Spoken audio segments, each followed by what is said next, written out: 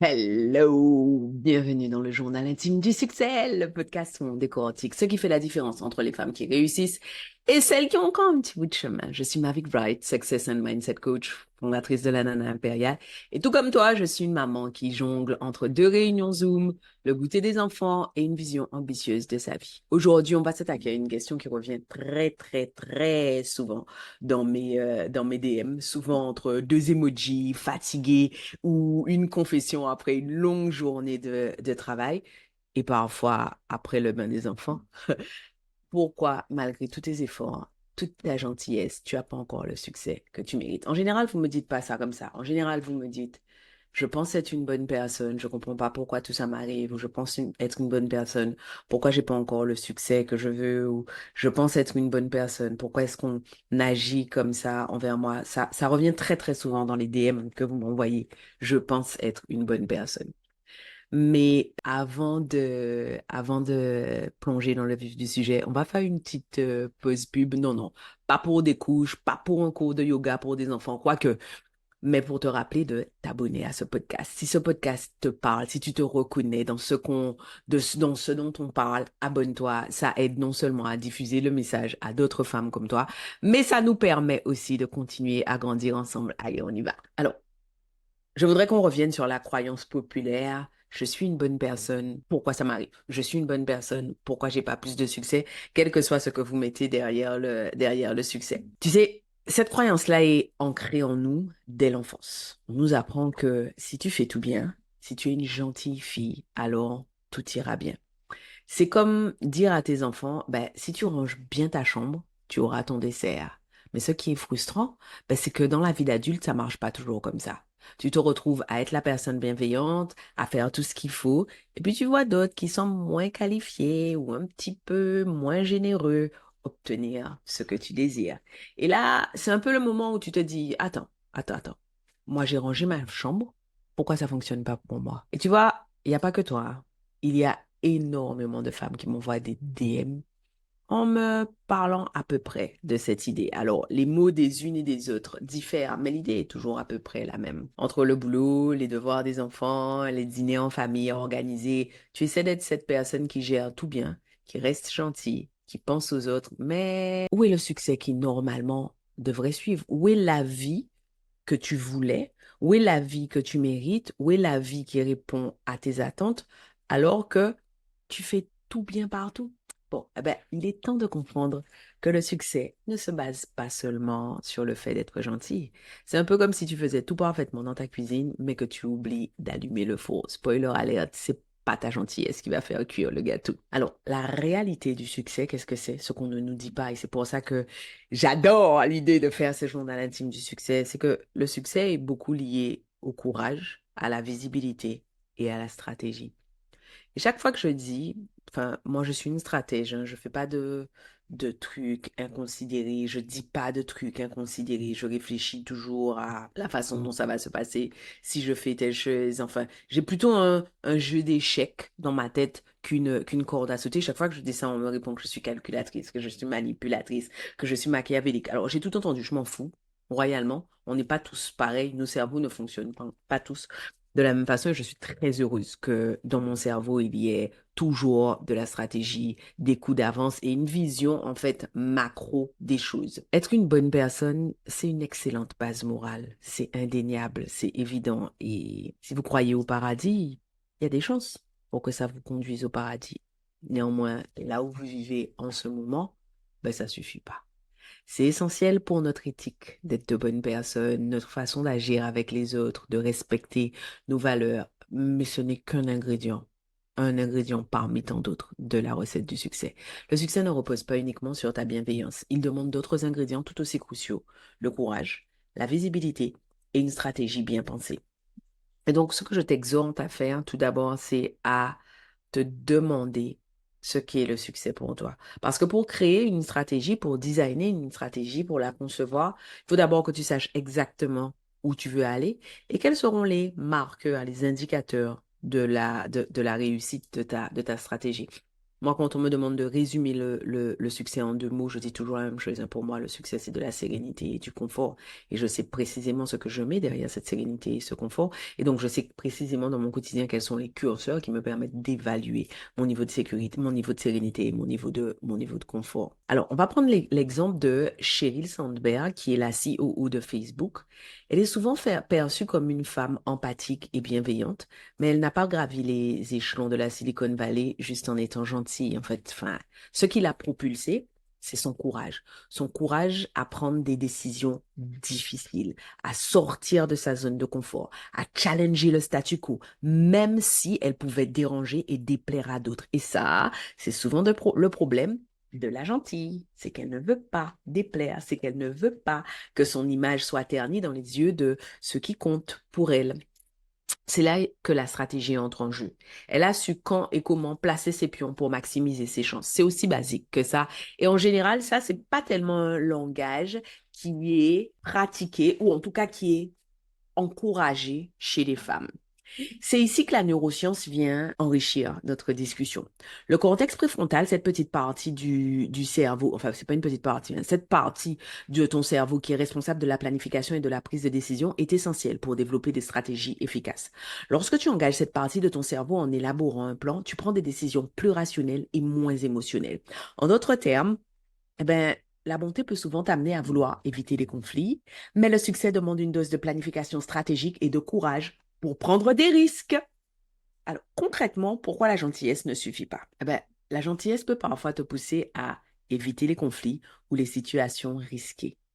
En voulant faire plaisir à tout le monde, tu perds de vue l'essentiel. Le succès demande souvent de prendre des risques, d'accepter l'idée que tout le monde ne sera pas satisfait par tes choix. Beyoncé, par exemple, elle est connue pour sa bienveillance et son perfectionnisme, mais elle n'est pas arrivée là où elle est en respectant le statu quo. Bien des fois, elle a provoqué des levées de boucliers contre elle, elle a pris des parties visuels ou musicaux qui sont contraires ou différents de ce que l'industrie faisait à ce moment-là. Juste, alors, je te prends l'exemple de Beyoncé parce que je suis presque sûre que toutes celles qui écoutent ce podcast connaissent Beyoncé, mais j'aurais pu te prendre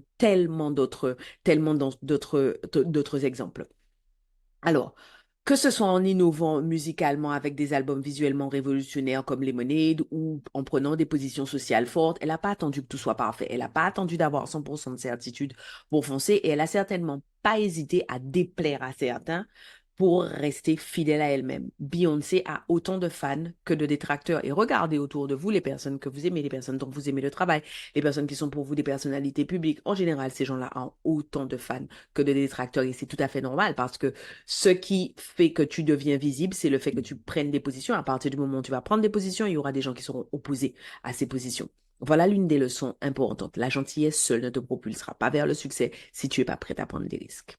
Alors, on va encore faire une petite pause neurosciences. Quand tu évites les risques, ton cerveau agit pour te protéger. L'amygdale, la partie de ton cerveau responsable de la peur, active ton instinct de fuite ou de combat chaque fois que tu fais face à une situation inconfortable. Mais à force de repousser les défis ou les opportunités par peur de l'échec, ben, ce qui va se passer, c'est que tu renforces cette connexion de fuite dans ton cerveau. En gros, la fuite devient ton comportement par défaut. Or, en prenant des risques calculés, tu commences à activer ton cortex préfrontal, responsable de la prise de décision rationnelle, ce qui te permet de prendre des décisions plus éclairées, même sous pression. En gros, ce que je suis en train de te dire, c'est que les risques sont bons non seulement pour renforcer ton mindset, mais aussi pour atteindre le niveau de succès que tu désires. Tu n'es pas obligé d'aller te jeter dans les vides, je parle bien de risques calculés, mais il faut absolument cesser cette connexion qu'il y a dans ton cerveau entre le risque et la fuite. Deuxième point, la visibilité. Être une bonne personne, c'est bien. Mais si tu restes dans l'ombre, qui saura que tu existes? Qui saura que tu existes? Donc, à plus forte raison, qui saura que tu es une bonne personne? Alors, aujourd'hui, j'ai une robe. Je suis dans une situation, une robe dans un tissu extrêmement fluide, donc je glisse encore et encore sur ma chaise. C'est ça, tous les petits bruits que vous entendez. C'est assez délirant d'arriver à enregistrer cet épisode de podcast. J'ai beau gainer mes abdos. Enfin, ils font un peu plus que ça pour rester sur la chaise et la robe n'est pas de mon côté. Petit souci de femme. Alors, je te disais, si tu restes dans l'ombre, qui saura que tu existes? Le succès demande non seulement de l'audace, mais aussi de la visibilité. Il ne suffit pas d'être compétente. Il faut que les autres te voient. Je répète tout le temps ça en coaching. J'ai tout le temps des femmes qui me disent, je comprends pas, personne ne pense à moi pour une promotion. J'ai les diplômes, j'ai les qualifications, j'ai les compétences, mais personne ne te voit. Et c'est pas parce qu'on préfère les gens qui se font remarquer, etc. On a tellement de choses dans notre tête. Moi, dans ma tête, j'ai 4 enfants, un mari, une maison, un chien, des programmes, des collaboratrices, les livres que j'ai envie de lire, le sport que je pratique, les chorégraphies de danse que je dois retenir. Donc, si la personne qui est en face ne fait pas un minimum d'effort pour se rappeler à mon bon souvenir, sans méchanceté aucune, je vais l'oublier. Je ne vais pas penser à la personne qui ne m'a pas rappelé qu'elle existe, qu'elle a les compétences, qu'elle est douée pour faire telle ou telle chose. C'est normal. Oprah, par exemple, est l'un des exemples les plus inspirants de cette vérité. Avant de devenir la reine des talk-shows, elle n'a pas hésité à exposer ses luttes personnelles ou ses moments de doute au grand jour. Sa vulnérabilité publique a en réalité renforcé sa puissance. Elle a osé être visible même dans les moments difficiles. Lorsque tu deviens visible, tu affrontes les peurs du rejet et du jugement. Ces peurs sont profondément ancrées dans la psyché humaine. Le psychologue Alfred Adler a longtemps étudié l'importance du sentiment d'appartenance et le pouvoir destructeur du rejet social. Mais il faut comprendre que chaque fois que tu te rends visible, tu crées un impact dans l'esprit de l'autre.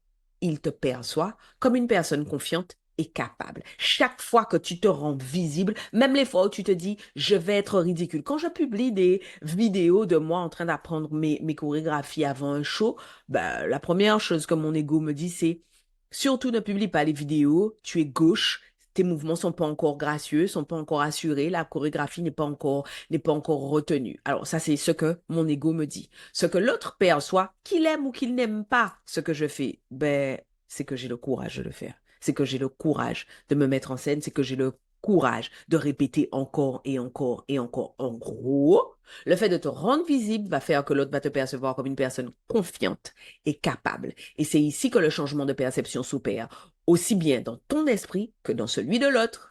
Enfin, il y a la stratégie. Être gentil, je le répète, je ne le dirai jamais suffisamment, c'est important. Moi, j'arrête pas de dire I want people to be nice to me. Moi, si vous pouvez pas être gentil avec moi, si vous pouvez pas être agréable avec moi dans nos interactions, je préfère avoir des interactions avec quelqu'un d'autre, ça ne m'intéresse pas. Tous ces gens qui se disent honnêtes, francs, sans combine, mais qui en fait te disent juste des méchancetés ou qui n'ont aucun égard pour toi, ça ne m'intéresse pas. Je veux que les gens soient nice et j'essaie d'être nice avec les gens parce que je trouve que c'est quand même plus agréable et plus élégant. Donc, je le répète, être gentil, c'est important. Mais sans stratégie, tu risques de rester au niveau inférieur à celui auquel tu pourrais réellement aspirer, hein. Tu risques de rester en catégorie poussin. La stratégie, c'est savoir où et comment placer ton énergie. Je n'arrêterai jamais de le dire. Où est-ce que tu vas diriger ton focus? Nelson Mandela est un exemple parfait de cette combinaison entre la bienveillance et la stratégie. Pendant des décennies, il a su utiliser des stratégies de communication, de leadership et d'alliance pour atteindre ses objectifs de paix et d'égalité, même dans les conditions les plus hostiles. C'était pas uniquement sa bonté qui l'a mené à la victoire, mais son habileté à utiliser chaque outil à sa disposition pour maximiser son impact. C'est ça que je veux que tu te dises. C'est comment j'utilise ce qui est autour de moi pour maximiser mon impact. Voici comment tu peux utiliser ta gentillesse comme un atout sans oublier de l'accompagner des ingrédients clés pour obtenir tes objectifs. Voici un processus en 5 étapes pour transformer ta gentillesse en succès. Tout d'abord, tu vas redéfinir ton rapport au risque. Je suis désolée de te dire ça, j'aurais aimé avoir un truc plus sexy à te dire, j'aurais aimé avoir quelque chose de plus nouveau à te dire, mais le succès demande de prendre des risques, en fait. Pas de risques insensés, mais des risques calculés. Pose-toi la question, chaque fois que tu hésites à faire quelque chose, pose-toi la question, quelle est la pire des choses qui puissent arriver? Quel est le pire qui puisse arriver?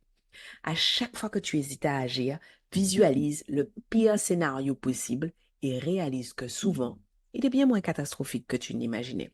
que souvent, il ne t'affectera si jamais il se produit que bien moins longtemps que tu ne l'imaginais. Quand tu choisis d'agir malgré la peur, tu habitues ton cerveau à réévaluer les risques. La peur, c'est normal. Il faut juste que tu apprennes à ton cerveau comment tu veux qu'il se comporte lorsque tu as peur. Ton amygdale envoie des signaux d'alarme quand il reçoit quand il perçoit un danger. Mais à force de pratiquer l'audace, le courage, la confiance, tu actives ton cortex préfrontal qui prend les rênes et t'aide à voir les risques de façon plus objective. Les gens qui font des trucs dont tu te dis, mon Dieu, jamais j'oserais faire ça, j'aurais jamais le courage de faire ça, mon Dieu, je n'aurais jamais fait. Ces gens-là n'ont rien de plus que toi. La seule chose que les gens ont faite différemment, c'est que face à la peur, plutôt que de pratiquer la fuite, ces gens ont pratiqué l'audace, ce qui au bout d'un moment a activé leur cortex préfrontal, qui a pris l'habitude de réévaluer de façon plus objective les risques. Et c'est cette pratique qui diminue la peur à long terme. Donc, quand tu as peur, la meilleure chose à faire, c'est d'avancer vers ta peur et de faire. C'est ça qui fait diminuer la peur à long terme. Ensuite, rends-toi visible. Alors, cette semaine, engage-toi à te rendre visible, cher ami. Toi qui m'écoutes, toi qui as de la valeur, toi qui as des compétences, toi qui as du talent, toi qui as des ressources, toi qui as du temps, toi qui as des idées, toi qui as de la formation, toi qui as des diplômes, rends-toi visible. Que ce soit lors d'une réunion, que ce soit sur les réseaux sociaux, que ce soit en prenant la parole lors d'un projet, c'est pas du narcissisme. C'est une manière de faire savoir que tu es là et que tu apportes de la valeur. Je répète, c'est une manière de faire savoir que tu es là et que tu apportes de la valeur. N'oublie pas, l'anonymat ne mène jamais au succès. Même Marshmallow, Daft Punk, etc. Tous ces groupes qui ont des masques, ils ne te montrent pas leur visage, mais ils te montrent leur masque. Tu vois le masque encore et encore et encore. C'est ça l'idée. Selon la théorie de la visibilité, plus tu te rends visible, plus tu deviens une autorité dans ton domaine. Ça, c'est un petit clin d'œil à toutes celles qui ont envie depuis des années de lancer un podcast et qui ne l'ont jamais fait parce qu'elles se demandent s'il y a encore de la place pour elles, si ça va leur apporter quelque chose. Bref, plus tu te rends visible, plus tu deviens une autorité dans ton domaine. C'est le principe de la validation sociale. Plus les gens te voient, plus ils associent ton visage à tes compétences et à tes idées. Et ça agit également sur ton propre sentiment de compétence. En te rendant visible, tu augmentes la perception positive que les autres ont de toi, mais aussi celle que tu as de toi-même. Étape suivante de ton processus, apprends à dire non. Tu peux pas tout faire. Tu ne dois pas tout faire. Tu ne peux pas tout accepter. Tu ne dois pas tout accepter. Apprends à dire non à ce qui ne te sert pas ou à ce qui ne t'apporte pas de valeur. Dire non, c'est dire oui à tes propres ambitions et à ton énergie. Et très souvent, ce qui arrive, c'est qu'au début, on est mal à l'aise de dire non. Au début, dis non à de petites choses. Et au bout d'un moment, tu vas prendre du courage, tu vas prendre la confiance, comme on dit à la réunion, et tu apprendras à dire non à des choses plus grandes. Mais au début, il faut juste que tu t'entraînes à dire les premiers non. Non, je ne suis pas disponible. Non, pas aujourd'hui, ou non, j'ai pas envie de faire ça, ou non, j'avais prévu autre chose, ou non, je préfère me consacrer à tel autre projet. Chaque fois que tu dis non à une demande non prioritaire, tu allèges la charge de ton cortex préfrontal, ce qui lui permet de se concentrer sur les tâches importantes. Les neuroscientifiques appellent ça la théorie de la charge cognitive. Si tu la surcharges, ben, ton cerveau devient moins efficace. Dire non est un moyen de préserver ta capacité à prendre des décisions optimales. Quatrième étape de ton processus, créer un plan stratégique. Le succès ne vient pas en croisant les doigts. Le succès ne vient pas en sautant à cloche-pied sous un arbre à la pleine lune. Hein. Il faut une stratégie et il faut une stratégie claire, une vision, des étapes concrètes pour y arriver. Je répète ce que je t'ai dit en amont. Sois précise. Pour moi, le succès, c'est ça et ça. Pour moi, c'est du confort et de la sérénité. Mais ça, ce sont des concepts extrêmement abstraits. Alors, ce que tu vas faire après, c'est que tu vas te fixer des objectifs mesurables et créer une roadmap pour atteindre ces objectifs. Quels sont les éléments essentiels pour atteindre ces objectifs? Établis des priorités et concentre-toi sur l'essentiel. Comme Aristote l'a dit, tu te souviens d'Aristote, tu l'as étudié en terminale, en philo. On fait toujours Ah non, on fait plus de philo. Non, mais je crois que celles qui m'écoutent, vous avez l'âge d'avoir fait de la philo. J'espère que vous avez adoré la philo. Moi, j'ai adoré ça. J'ai adoré la philo au point que je suis convaincue que ça aurait carrément changé la donne si on faisait de la philo dès le collège. Je trouve qu'on devrait faire de la philo pendant beaucoup, beaucoup plus longtemps parce que ça apprend le libre arbitre, ça apprend à relativiser, ça apprend la pensée critique. Pour moi, c'est la seule matière où on apprend la pensée critique et où on a le droit d'aiguiser sa pensée critique. J'adore ça, vraiment. Bon, bref, on revient à ce que je te disais. Comme Aristote l'a dit, nous sommes ce que nous faisons de manière répétée. L'excellence n'est donc pas un acte, mais une habitude. Je répète, nous sommes ce que nous faisons de manière répétée. L'excellence n'est donc pas un acte, mais une habitude. Créer une stratégie, c'est ancrer dans ta vie des habitudes qui te mènent à l'excellence. L'autodiscipline est un facteur clé dans la réussite, plus que le talent brut ou même la chance. Alors attention, je t'ai parlé d'excellence, à aucun moment je ne t'ai parlé de perfection. Ne me fais pas dire ce que je n'ai pas dit. La perfection n'existe pas. La perfection, c'est nuisible. Le perfectionnisme, c'est pas une qualité. Dernière étape, entoure-toi de bonnes personnes. Et ça y est, on revient à ce que tu aimes, la gentillesse. La bienveillance doit aussi s'appliquer à toi-même. Protège ton espace émotionnel et entoure-toi de personnes qui te soutiennent et te challengent positivement.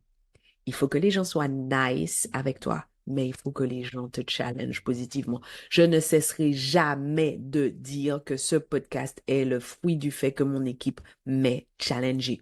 Je n'y croyais pas, j'avais pas envie, je voyais pas à quel moment j'aurais le temps de faire ça, je voyais pas comment j'allais faire, comment j'allais me battre face aux grands podcasts de développement personnel qui existaient déjà. Je voyais pas ce que j'allais dire de plus que ce que je dis sur mes autres médias. Et finalement, ben, je trouve que c'est l'endroit où j'ai le plus d'espace pour parler de ce qui est important pour moi. Finalement, je trouve que c'est l'endroit où j'ai le rapport le plus intime avec les gens qui m'écoutent. C'est vraiment, elles ont été bienveillantes, mais super challengeantes. Et le résultat est celui qu'on connaît, celui que tu écoutes. Laisse de côté les relations toxiques qui drainent ton énergie. Je répète. Alors, je ne crois pas qu'il y ait des gens toxiques. Je crois qu'il y a des relations toxiques. Avec telle personne, ça ne fonctionne pas. Avec telle personne, c'est toxique pour moi. On n'est pas obligé de continuer. On n'est pas obligé de se fâcher. On peut juste prendre de la distance. Ton environnement social impacte directement ta chimie cérébrale. L'ocytocine, connue comme l'hormone de l'amour et du lien social, est libérée quand tu es entouré de personnes qui te soutiennent. Ça renforce ton bien-être, ta motivation, ta productivité.